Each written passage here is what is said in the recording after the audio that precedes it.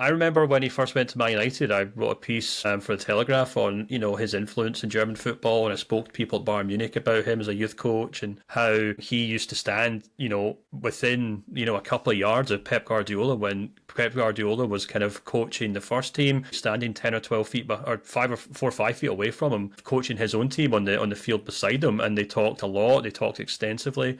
And he obviously took that style of football to Ajax, which worked extremely well. And I think there's two things we have to kind of break down here between Ten Hag, what he did at Ajax and what he didn't do at Manchester United. At Ajax, he played a really effective possession style of football, very dominant style of football, very, pushing the opposing team right back, trying to keep them, pinned back, very strong counter pressing tactics, which worked extremely well for Ajax. But he couldn't bring that to Manchester United for a number of reasons. Long story short, I don't think he was able to bring his tactics to Man United because they didn't have good enough players. And I think culturally he was maybe a little out of his depth. And I say that because large chunks of his tenure at Man United were him picking fights with the media almost unnecessarily. And it felt like he wasn't used to being in a club or a country where there was so much pressure on him, both inside the club and outside the club. So I think that was probably a learning process for him. In terms of whether his time at Man United means he's a bad coach, I'm inclined to kind of side with the idea that history will probably be kinder on him. And I think a smart club should take another chance on him. And I think if Leverkusen are looking at his time at Ajax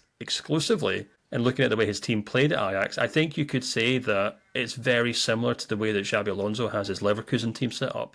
It is possession, tiki-taka football straight out of Pep Guardiola's tactics book, because Ten Hag probably nicked it out of Guardiola's tactics book when he was at Bayern Munich. So I think he'd be a smart move for Leverkusen, to be honest with you. I know he would come with a lot of baggage. I know the first time things fell apart, people would say, well, we told you this would be the case because he was rubbish at Manchester United. But I think there's a good head coach in there, and I suspect that a club like Leverkusen, where, as Xabi Alonso has noted, you don't have nearly that kind of media pressure. You are given time and patience and peace and quiet to kind of get on with your job, because there's just not that national media hounding you in the press conference every week. Ten Hag could kind of get his head down and get to work there.